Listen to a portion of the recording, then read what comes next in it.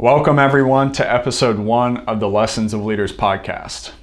In this episode, I'm joined by 4 other hospitality students from James Madison University to conduct an interview and conversation with Dr. Warner, the vice president of the school, who's an expert in leadership and speaks around the country to different corporations and executive boards on topics within leadership.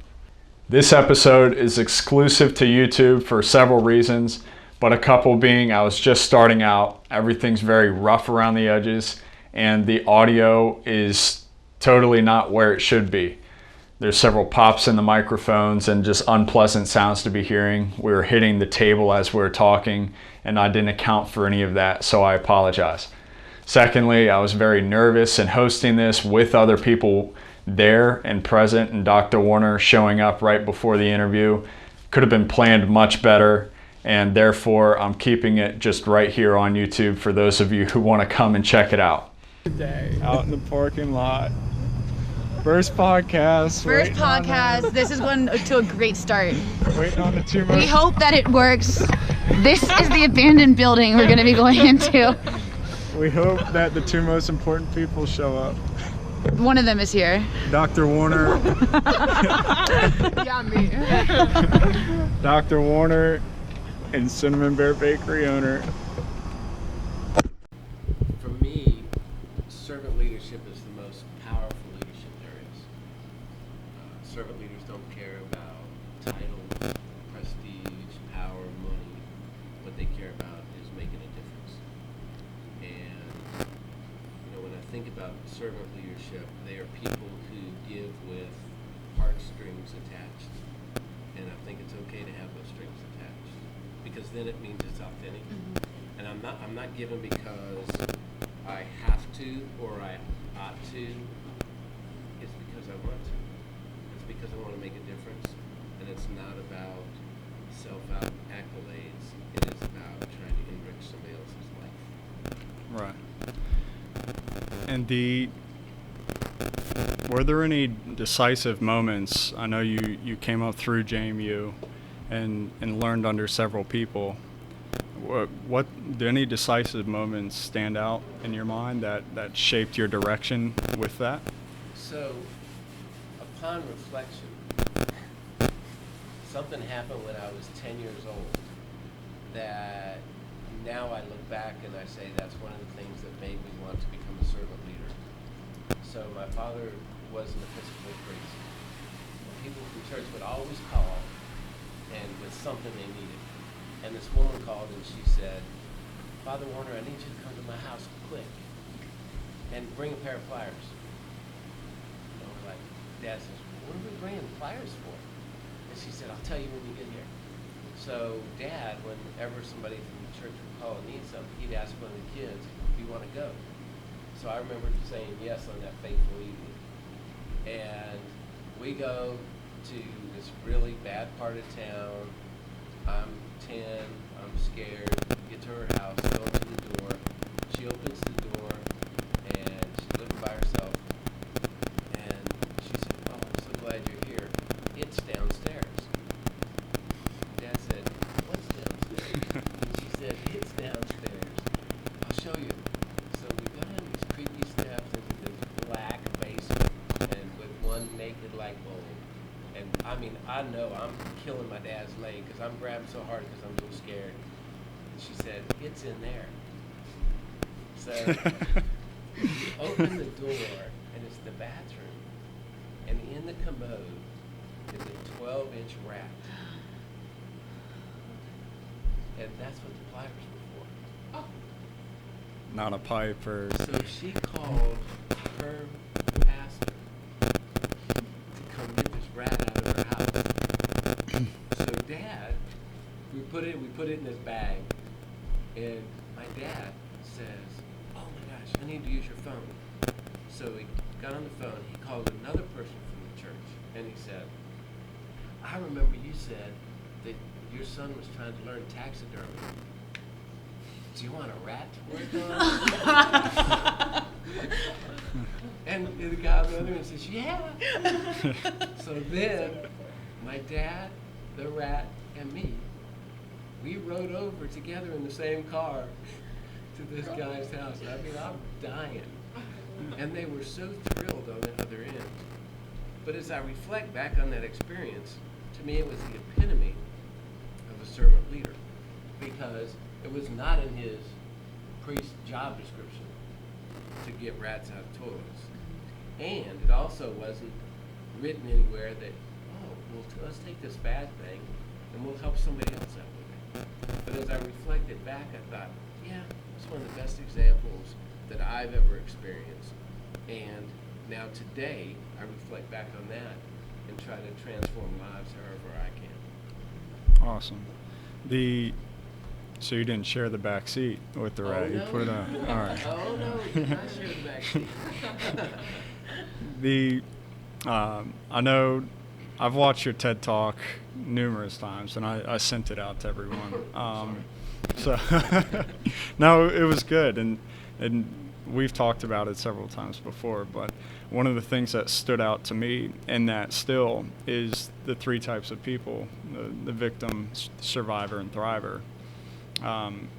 Within leadership, and one of the questions that comes to mind is, what characteristics do you look for when meeting new people and various things, that tells you that, oh, this person's a thriver? Right. Yeah, I'm looking for people who have a passion for learning and a passion for self-growth. And I want, so for example, if I operationalize it when I'm going to hire somebody, I also look for those people who take the initiative, who go above and beyond what's asked. Unfortunately, it's not real hard today to go above and beyond and be above somebody else. There's a lot of folks who are just making it, they're putting in their 8, they're just making it. And I'm looking for people who want to authentically and genuinely make a difference wherever they are, and it doesn't matter the field. I'm looking for people with positive energy. I'm looking for people who, as a thriver would say, I am a much better person because this happened, even if it was something negative. And I mean, we all have stuff that's going to happen to us. There's no doubt. And so, are you going to let it ruin your life, or are you going to let it enrich your life? And so I'm looking for people with that kind of optimistic, hopeful mindset. I'll quickly say, though, I also want people who are realistic, because I don't believe that a positive attitude is enough. Right. Positive attitude has to be companioned with positive action. I can't just say, oh, I hope this happens. It won't ever happen unless there's some action that follows. Right. And so I want people to demonstrate, I want to be able to see, what are you actually doing to make a difference? That, I just realized we never defined the terms victim, survivor, thriver. If you want to go through that Sure. real quick. So the victim is everything happens to me. Life's a terrible thing. The survivor is life's a terrible thing, but I'm surviving. I'll get through it. And then the thriver says, well, I've had some bad things happen, but I'm a much better person because they happened. And it's kind of our view on the world. And so I see it as a continuum from victim to survivor to thriver, where you're able to move yourself on the continuum, and then as a leader, how do I help somebody else move on that continuum? We're all going to be at different places, and we're going to be different places in our life on that continuum. But the goal is, how do I get to that thriver status? Right. And that brings about adversity, really, is when you're tested, how do you respond? Is there a moment that stands out where you had that choice in front of you, and you remember that whole decision-making process, and how you addressed it, really? Yeah, I think for me, part of it is my own mindset of, well, I wake up in the morning and I say, how are you making a difference today? What's going to be the adventure? I think that's drives my day. And Right. so I know that throughout the day there's going to be adversity, there's going to be hardships, there's going to be challenges and crises. And so I learned a long time ago as a leader, my job, number one, is to be the calm and not be added to the hysteria. Right. And so let's calm people down, and then we can talk about this. And then we frame it in how can we come together with different minds to create something better than we can alone. So with adversity, I'm not usually solving something by myself. Right. I'm incorporating other people, and because I know I'm way limited. Right. But if I gather this group of people around me, there's some incredible things that we can do, because your view on the world is different than my view on the world. And so I learned a long time ago, my paradigm is not the paradigm. It is, I need some other paradigms to help me create this thing. So adversity is just a natural part of life. I used to believe that life was made up of big, stable periods connected by small transitions. I have totally flipped that at 60 years old. I believe it's made by big transitions with little moments of stability. And so by changing that mindset, then as life happens as unpredictably as it does, it's not as jarring, it's not as hard, that's part of it. So as leaders, I think our challenge is how do we help people learn how to deal with transitions and that big thing called change. Right. And going back to your point about bringing people together and in order to make change and make things happen, that goes back to the thriver as well, in making things the best it can be. The Ritz-Carlton has a saying, "Thank you for letting us stay with you." When my family went to Puerto Rico and stayed at the Ritz, and they greeted us by saying that, and we did a double take and said, we're staying with you, Yeah. you know, and then I Googled it, of course, and looked it up, and thank you for letting us stay with you, meaning, thank you for just by us being there in the Ritz-Carlton's property and presence, they were able to have an impact on our vacation and create a better experience for us. So, yeah, and I love that and wanted to sort of, when I think of you and your announcement, moving on after this year to teach and do other things, that's really the relationship that you have with the students on campus is every time you're walking around or something, you're having an impact on somebody instead of walking from point A to point B. So I wanted to ask, what do you attribute, your just love around campus to?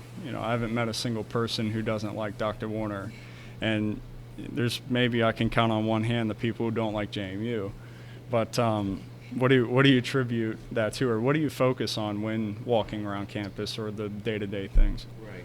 Well, so first of all, unlike Robert Frost, I take the road most traveled.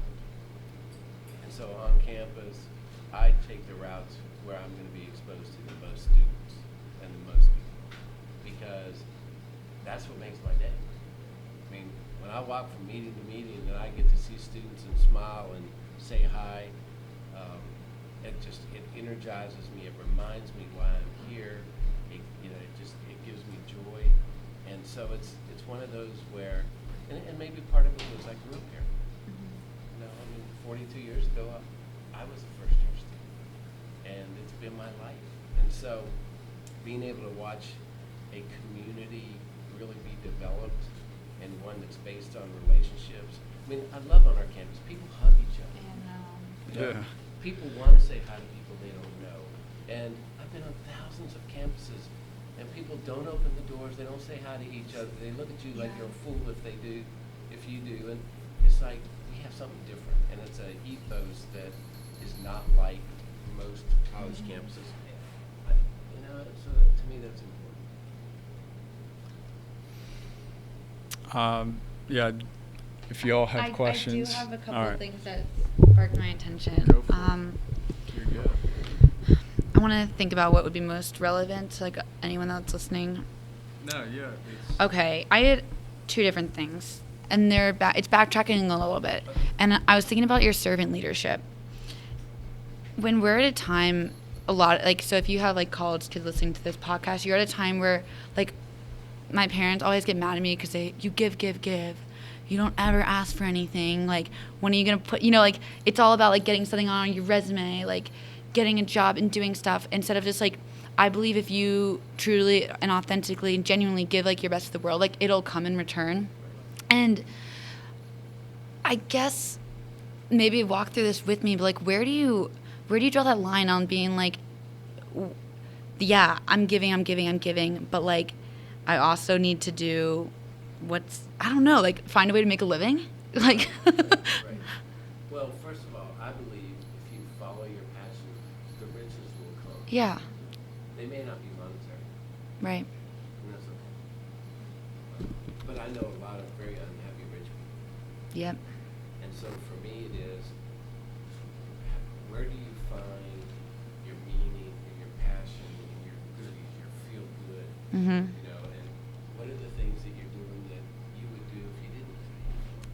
Yep. I think that's part of it. The giving thing is interesting because I heard the word resume somewhere in here. And I'm thinking, it drives me crazy when professors or family members stand up and say, you need to get involved in this looks good on your resume. Right. Ever heard that?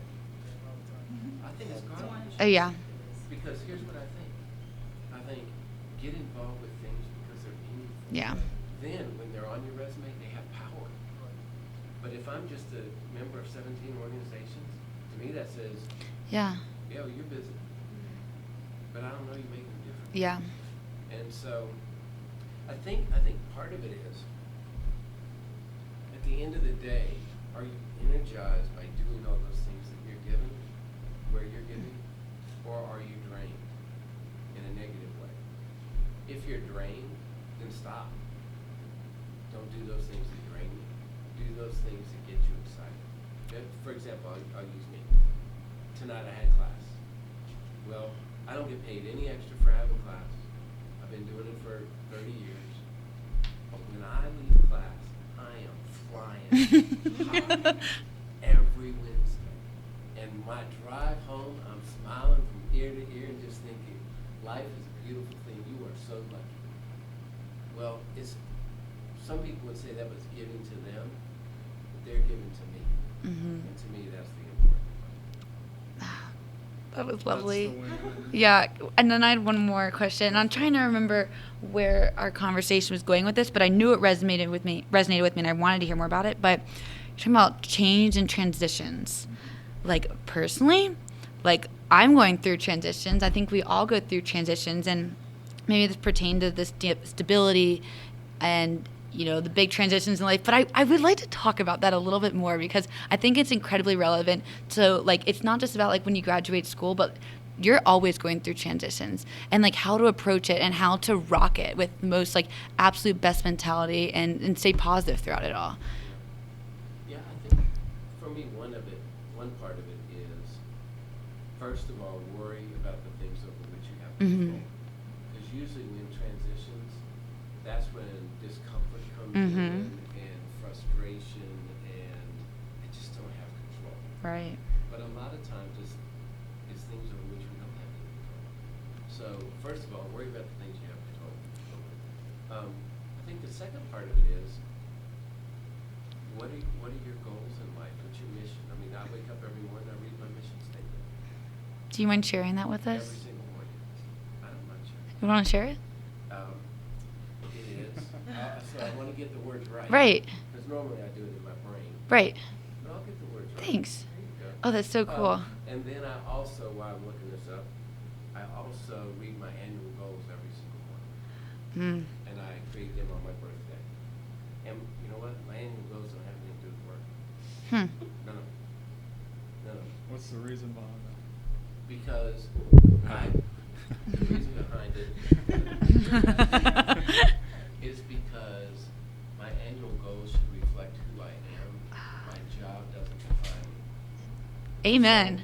Yeah, so I take my goals, my annual goals, and they become the essence of what my job is. I love that. So first of all, I'm looking on my good old Evernote, and I have two lists real quickly. I'm gonna get Okay. annual goals in 1 second, mission. Okay. But I'm looking at my to-do list. I don't call it a to-do list. I call it a to-create list. Ah. The reason I call it a to-create list is because I used to have a to-do list, and I'd look at it and go, oh my gosh, man, I gotta stop waiting. What create does is it says, Mark, look at it in a different way, and how are you gonna add value to whatever's on that list? Oh, I So love I have that. one for work, to create list for work, and a create for personal. But let's go to mission statement. So here's my mission statement. God, please grant me the grace to be a loving, sorry, we'll start over. The grace to be a loving husband and father, the power to transform lives, the ability to make a difference, the eyes to find new adventures, the courage and the wisdom to lead, the humility to serve, the fortitude to be a man of integrity, the fervor to learn and laugh each day, the passion to live life to the fullest, the strength to integrate mind, body, and spirit, the heart to be grateful, and a commitment to do your will. Oh my gosh. That's seriously. So I've had it for 25 years, and I've changed it maybe 3 times. Probably the most significant change was a couple of years ago. I put it in the form of a prayer. I just needed a little more help. Yeah. But the annual goals, Thanks, Jordan. some are really vague and some are really specific. So, for example, the first one is love. The next one is be authentic, inspire, be the calm, be unique. That means it's okay to be weird. Make a difference, progress, view life as view jobs as a life internship. It's not a job, it's a life internship. Nice. But then I get specific. Golf 15 times. 160 to 162. That's my weight. Nice. Yeah. Work out 3 times a week. Drink water all day. Oh, this is a really important one. Don't bite your fingernails. Oh, really? Yeah. Writer. So these fine fingers, Yeah, they're pretty good. probably this past year, maybe 6 times. I used to do it every single day. But I read that every morning. Don't bite your fingernails. Yeah. So I go Like like manifest, this yeah. and start to reach to it. It's like, Whoa. Yeah. And so, you know, there's others in here, but for me, it's okay to have specific ones and more global Right. value ones. Yeah. And they're actionable. Like those are, I mean, this is what we'd always learn in school, but you know, having your SMART goals, making sure they're measurable and specific. But I think there's something super powerful about like, I do something in that sense. It's almost like an affirmation, like every morning. And like, it's crazy how like it starts to be like ingrained in you, and like you start acting on like what you keep telling yourself every day, and like you start to believe it, and it starts to become reality, and that's what you see in the world. That's super powerful. Something to be said for it. Anything come to mind? I know. Kind of like just talking back on like writing down your goals and stuff that you want to do. I was telling her earlier that I had a personal training business. Well, I still have a personal training business, but it's not as active as it used to be before. And that's because I never set goals. I would always say in my head, I want to do this today. I'm gonna finish my website today. It's crazy to think that up till today, and it's probably been over 6 months, that website is not complete. But me and my girlfriend started a business, and she was like, I know how you are. We both don't like setting goals, so let's start setting our goals and write stuff down. You won't believe me if I told you we did the website, we did flyers, we've done business cards and everything in less than a week.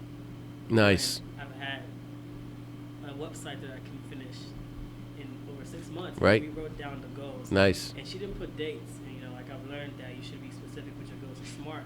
So I was like, hey, how about we put some dates on it? And we finish all of the stuff before the due dates, which Yeah. to me is like something new. And also about like writing down goals and stuff to do.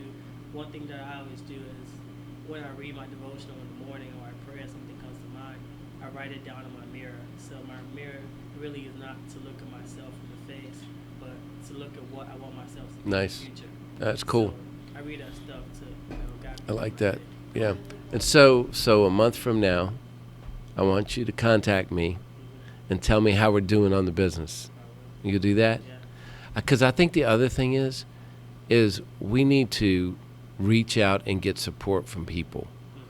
I mean, it's hard, and we can be bombarded with so many things in life, and get off track.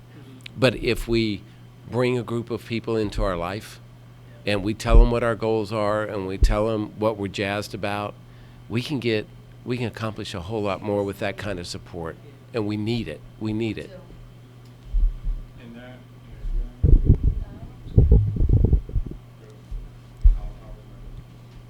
So I agree with that because I'm always trying to set goals and trying to better myself. But I feel like there's people like us and anyone that have the same goals.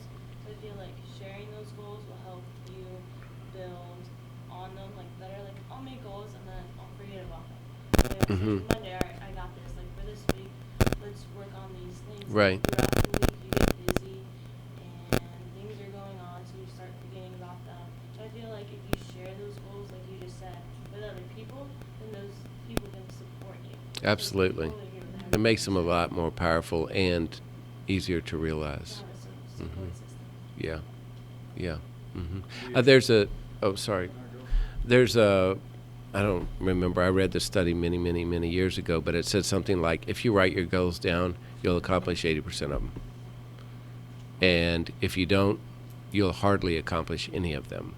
And so that's why I read mine every day. You know, I mean, like my workout goal and my weight goal, it reminds me in the morning because I am a master. So I work out at lunch. I am a master at spending 3 hours in the morning trying to talk myself out of going to work out at lunch. And I come up with this list of excuses. Oh, Mark, there's one more thing you can do, one more thing you can do. And then I drag my little butt to UREC, and I'm always so glad I did. But sometimes we sabotage ourselves, and we figure out what are the ways and scapegoats and excuses we can use. And I think too often when we lead a negative life, excuses are the scapegoat that we use. And so go ahead. this was actually brought up by Emmanuel in the parking lot.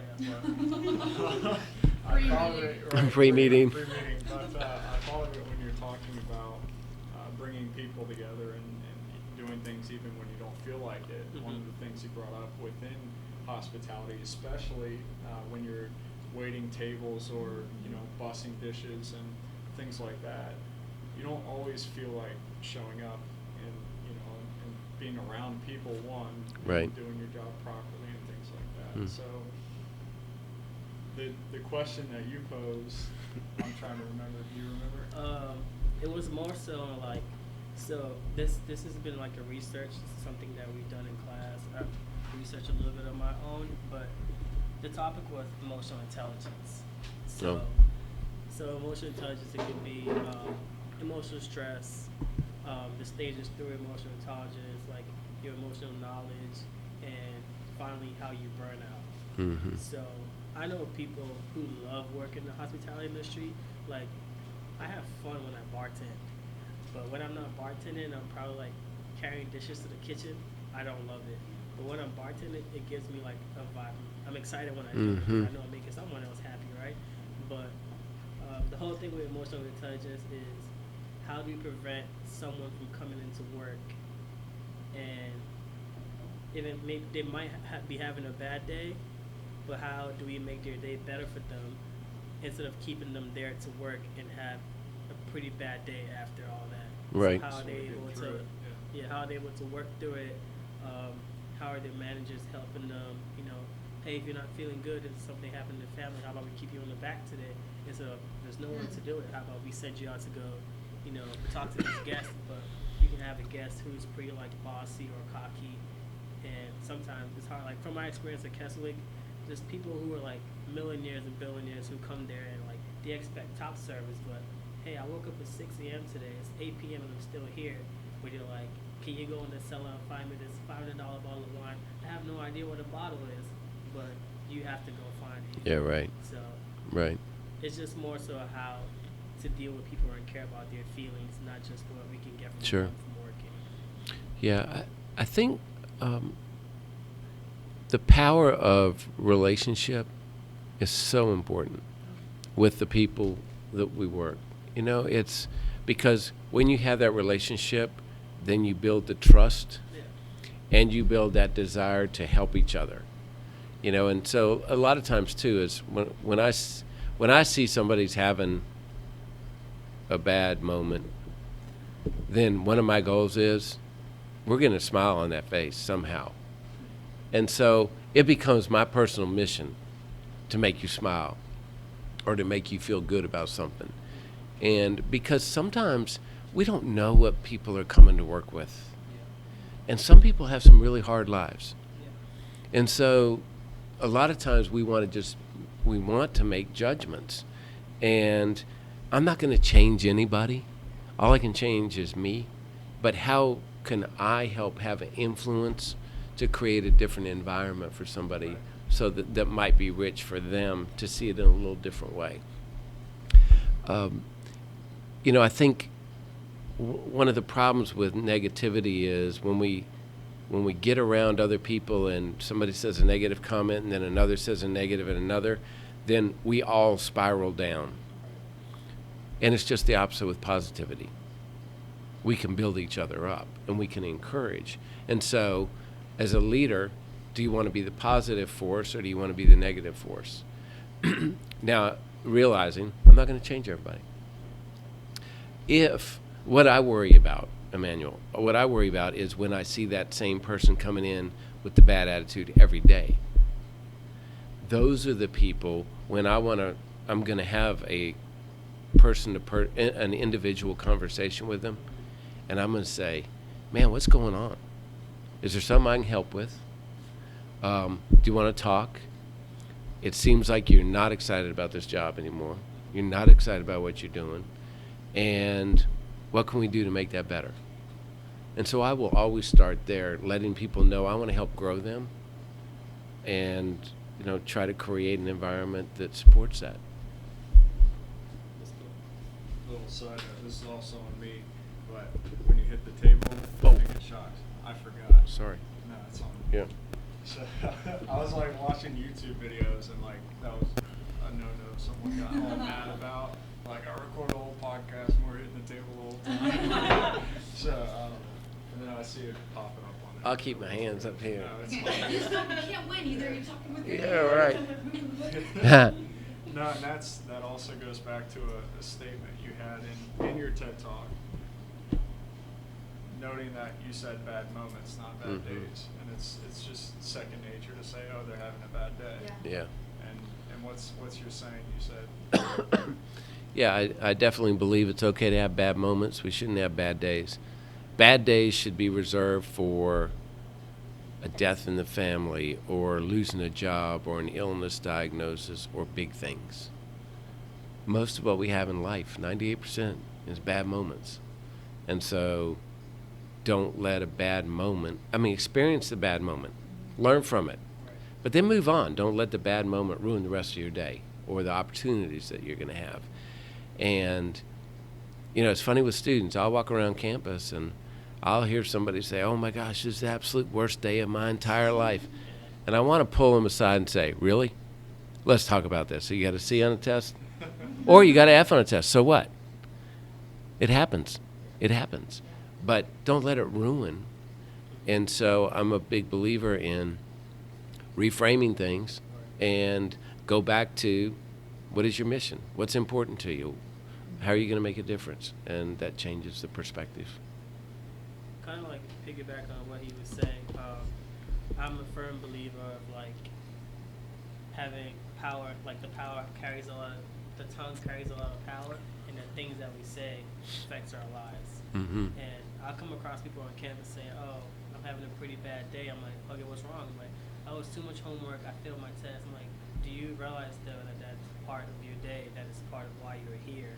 So one way or another, it's gonna happen. So, like, what Yeah. are you gonna, how are you gonna make that Right. a better day? But you can't say you have a bad moment, but if you say you had a bad day because of one thing, it's just one part of your day. So it's like, how are you gonna better that day? What are you gonna do to counter that to make your day?" And I never say to myself, "I'm having a bad day." Like, I cannot. Yeah. Because I feel like I would have a bad day if I said that. Right. So I wake up in the morning, I'm like, I'm gonna have a good day, even if I'm sick. Like, Yeah. I'm gonna have a sniffly nose and all that, but I'm not gonna let that weigh me down. I told Jordan I wasn't gonna come because I got allergies, and I showed up. Nice. In class today, we were talking about actually we were talking about bad moments and bad days, and one of the women in class, she said, "Think about it this way: how privileged we are to be able to come to university, and to go to class, and to have the opportunities, and and how many people don't ever get the opportunity." And so to put it in its proper perspective of, oh my gosh, this is one of those grand things that so many people cannot take advantage of for whatever reason. And we're sitting at James Madison University or whatever university, it doesn't matter. And we're getting enriched. And I thought, yeah, that's pretty well said. Mm-hmm. And then a last question I had on the notes was, in reaching out to people, within the hospitality, within whichever, is the higher up you go within corporations, especially the Marriotts, the Hiltons, you name it. If you're reaching out to managers and other people, a lot of times it's, oh, they're never here. Why even reach out, or what business do I have? I don't know what the excuse would be, but what have you seen works best or most inviting, things like that, with students reaching out to either professors, yourself, and the executive team, or other influencers that they look up to? Yeah, I think it goes back to taking initiative.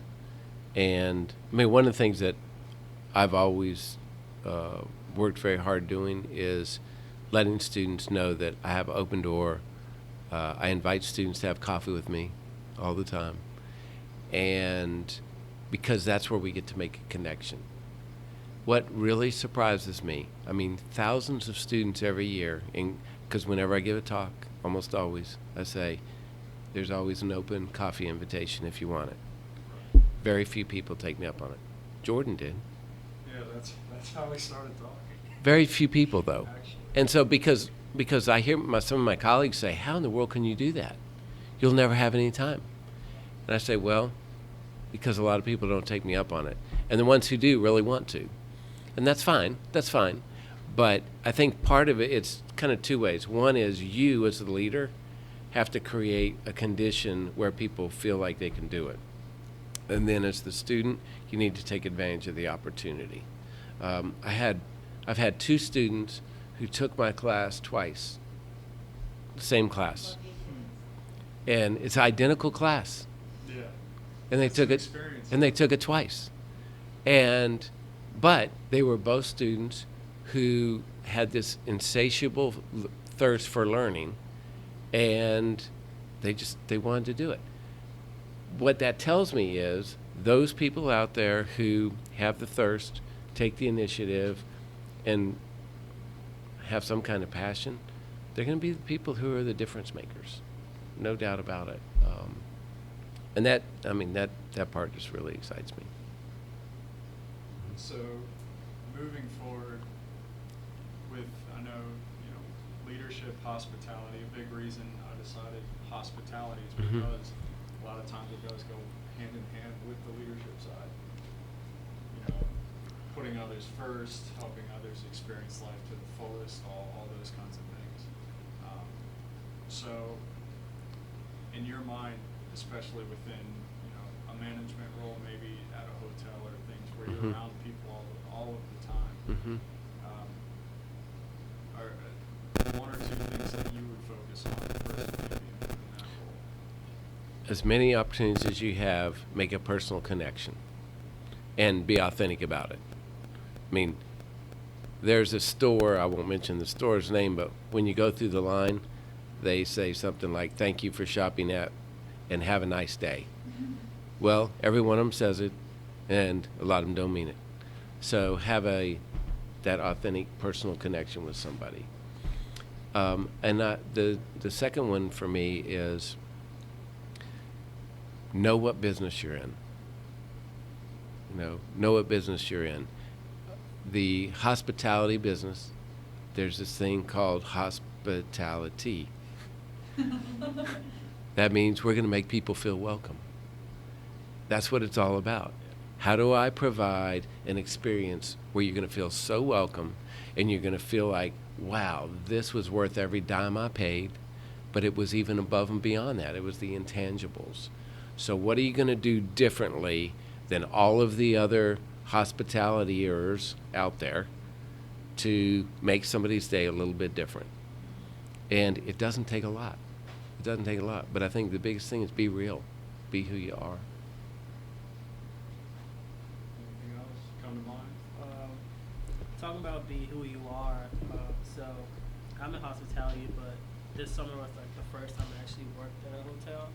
And like I said, going back on emotional intelligence, people, having a bad day, they have someone in the hospital and they're having a pretty bad day, but they still show up to work. Thankfully, I never had one of those bad days, but there's sometimes when I go to work and the stress level is like up here, but I never changed who I was to serve somebody. Like I wouldn't put a fake smile. Like people would go with like bright teeth and try to, but I just go up to them. However, my countenance at that time, that's what you're gonna get. And if you don't like it, I'll try to I'm not gonna be rude to you, but I just let you know who I am. I try to make conversations and just be myself. I'm not really someone who talks a lot, but sometimes you look at a guest and you can tell, maybe they're having a bad day. That's why they're having a drink by themselves. So you gotta have that connection with them to know what's going on. Yeah, the connection's really important. I think the other thing we need to learn how to do better is compartmentalize. So, for example, in my role, I will deal with a tragedy or a crisis on campus, 1 hour. The next hour, I'm emceeing a major celebration. And so I have to compartmentalize. I can't take the crisis and ruin the celebration because I experienced that. And so what I have to remember to do is, what is situational appropriate, and how am I going to raise the level wherever I am? And so some people may say it's inauthentic, but for me it is, no, in this celebration, I need to be celebratory because it's not about me. It's about helping them celebrate. And I think that's a hard thing for us to do, but I think it's one of those challenges for us. That's extremely hard, at least, to separate. And almost it takes part of pulling your emotions out of it, at least for me, to then jump back into it. And speaking of things that are difficult and various industry topics, what do you see as young leaders struggling with the most that we could be focusing on to take the next steps towards being more compassionate, more empowering the people around us? I think I see a lot of young leaders worried more about going up the ladder and getting promotions and less about what is the job I'm doing now.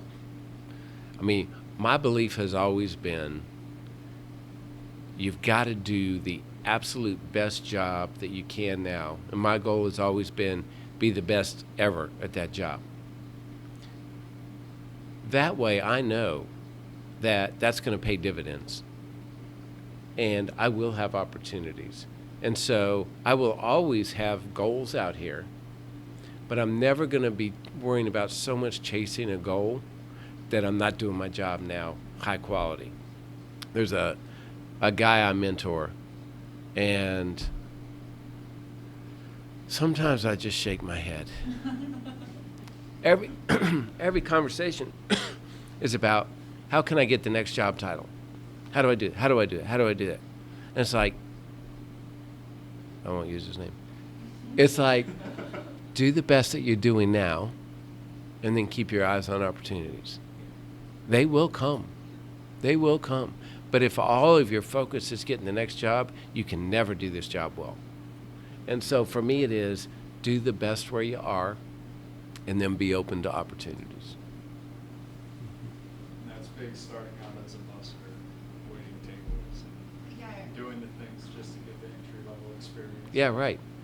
But you know what? And here's the important thing, I think. It's so important to bus tables and to get the entry-level experience, because then when you become the manager, you do know what it's like. And you can have a different influence on them than somebody had on you.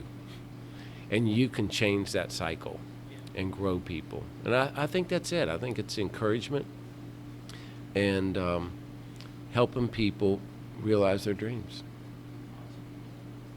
I'd like to share something inspirational about what he said about being the best at what you're doing now. So I had a supervisor who's worked at this place for 4 years. She's been everything from a line cook, busting tables, everything. She's seen different managers come and go, but she wanted to be a manager. But she never got a chance because HR or her manager would never promote her. The manager hired somebody else who was a manager at Waffle House to manage a 5-star hotel, which doesn't make any sense, but they did. And she got a job offer. And you would not believe what her job offer was. She got a job as a food and beverage director. Really? Yeah. Wow. She jumped from supervisor to food and beverage director at a different country code. Wow. And was never a manager. She literally just went from Yeah, supervisor interesting. to food and beverage director. Yeah. Which is crazy. It is. But she never asked for that position. She just wanted to be a manager. But it's Mhm. crazy how she was so good at being a supervisor. She got a job offer as a director somewhere. Yeah. So, That's a great example. And what role does the leader play in recognizing that? It's because a lot of times it seems like you work and don't get noticed Mhm. at the same time. How do you play that balance? Yeah, I think some of it has to do with humble self-promotion. Think of that for a second. But it is, so for example, everybody's got to do at least an annual review. Well, that's the opportunity to say how your accomplishments align with the mission, vision, and values of the organization, and how you are adding value to making that organization better. So self-promote. And you do it in a way that says, I am committed to this organization, and these are some of the things that I've done. But it's done in a humble way. Throughout the years, I've had so many people who have just told me how good they are, but it's all ego-driven. It's not, I want to make somebody else's life better. It is, what are you going to do for me? And so, but you have to do some self-promotion in a humble way and let people know the value you have, because the real servant leaders, much of what they do goes unseen. And so you have to help your boss or your leader see some stuff. So a humble way of doing that would be, for example, let's say our value is going above and beyond in our organization. Well, a humble way of doing that would be able to say, one example I have of that is, we had a customer from Cape Cod. They came down here, and this is what I was able to do for them. And in fact, here's the note I got back from them. Okay? It's not an ego thing. It is, here's evidence.